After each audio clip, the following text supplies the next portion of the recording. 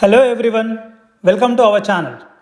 In the last video, we have gone through the different trellis ideas and discussed about the trellis using the cattle panels.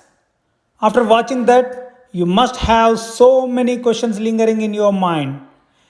Where to find, how much is the cost, whether we get the best deal, or how to ship it to home, how to install, whether to install straight or arch shape, what accessories needed, all these kind of questions, and you are going to get the answers for all these in today's video. For those who missed last video, this is called cattle panels.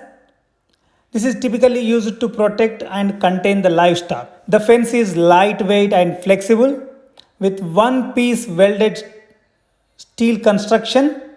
This panel is extremely sturdy and sag resistant. This panel won't break down when cattle run into or rub against it. So these are designed for the cattle. These suit very well for our garden, for creepers such as bottle gourd, ridge gourd, bitter gourd, flat bean, snake gourd, cucumber, zucchini, tindora, and many others. They are available in two sizes, 16 feet by 50 inches and 8 feet by 50 inches. Actually, there are a couple more sizes too, but those are expensive, so these two are the best options. The price difference between 8 feet long and 16 feet long is around $5. So purchasing 16 feet is economical and best option. Now let's see where to find. As we all do, the first option is to Google it. Google cattle fence panel 16 feet or cattle panel. The cheapest option you get from Tractor Supply Company. I just want to disclaim here that I am not promoting or advertising any company or any products, but sharing my recent experience with you all. So including Texas, around 20 states you can find this store. In Oklahoma, you may find in North 40 Outfitters, and also I could find in Lowe's online, but looks like it's almost double price. In DFW area, there are so many Tractor Supply Company stores. Let's have a tour at Tractor Supply Company. This store is in Aubrey, Texas, near Crossroads, Texas. So you need four things to look for in the store.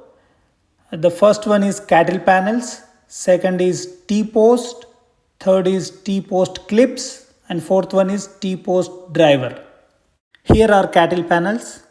If you buy 25 or more, you get 5% discount on this item.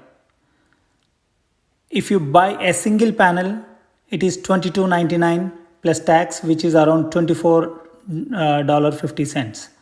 But the problem is they don't ship it and you may not even take it on your van. So the best option is to pool with your friends or neighbors. This pan of 10 inches contains 40 cattle panels. So you can plan on how to transport it to your house. Remember, the length is 16 feet and width is 50 inches, which is 4 feet 2 inches.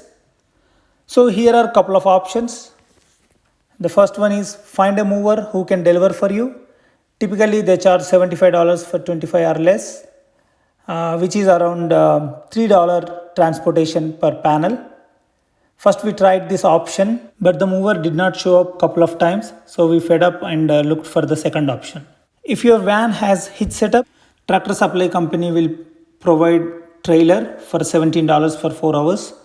They will load maximum of 15 panels in 15 panels in each load.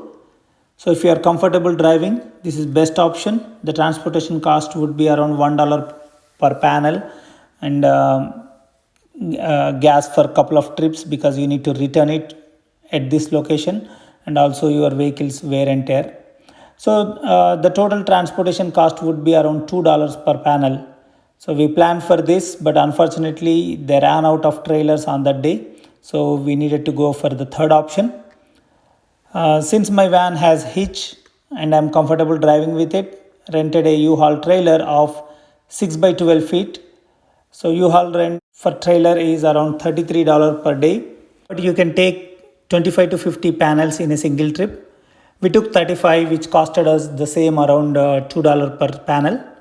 And there are a couple more options. If you don't have a hitch setup to your van, you can rent a U-Haul truck longer than 16 feet. This one would be a little expensive than others. It might be around $100 to $150 per trip based on the distance. For each panel, it would be around $4 to $7 additional cost. The last option is you can rent a moving box truck at Home Depot for $29 for first 75 minutes. It will be around 2 to 3 hours. So for every additional 15 minutes, they charge $5. So it would be around $60 to $70. The interior is only 12 feet. So if you need less than 10 panels, you can rent this. And at TSC, they bend the panels and fit it in your truck. A couple of my neighbors used it, and it was around $7 to $10 additional cost per each panel. So whatever vehicle you bring at TSC, they will load it in your vehicle for you. Now let's go back to the second item, T-posts. There are two types of T-posts available. One is studded T-post, which are available in various sizes from 3.5 feet to 10 feet.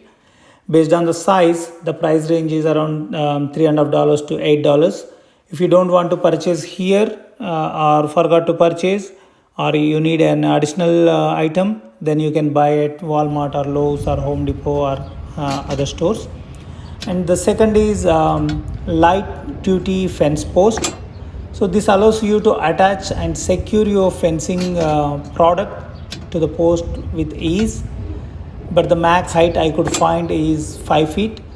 So if you can find 6 feet or 7 feet, I prefer these for a straight trellis setup. I'll explain why during the installation. Third one, T-post clips. When you buy 5 T-posts, you get this pack, which is included in the cost. The last one is T-post driver. This one is optional. You can borrow from someone who has. Otherwise, it will be tough for you to drive the T-post in the ground. So it would be around $50 if you want to purchase. We purchased some 6.5 feet T-posts and some 7 feet T-posts. So you can purchase according to your need. Also, don't forget to take the T-post clips. Now let's go for the installation.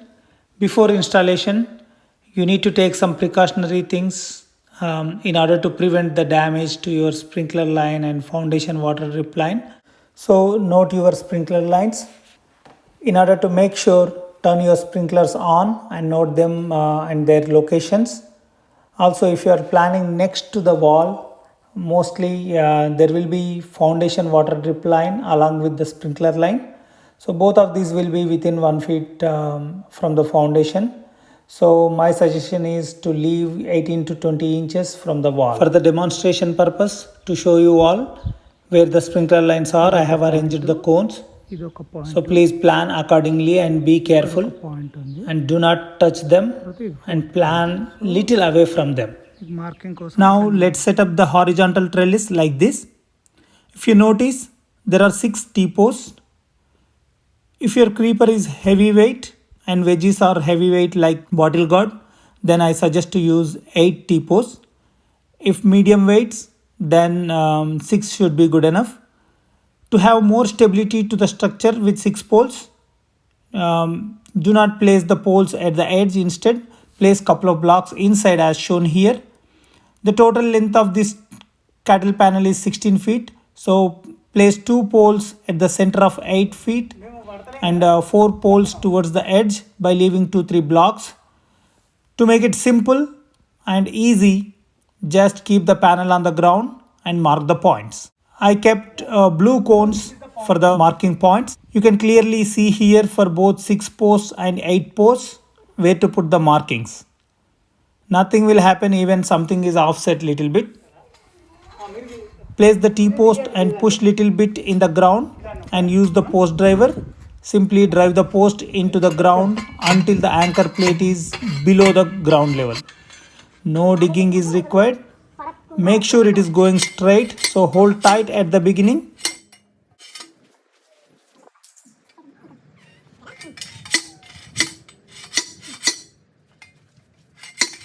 Once you are done with the 6 posts, place the cattle panel on top of T-posts. They have studs so they can hold little bit like this. This one is the T-post clip. Assembly is simple. Keep the clip around and using a nose plier, tighten it. To show clearly, I am adding the second clip, but you don't need to add any second clip, just for the demonstration purpose.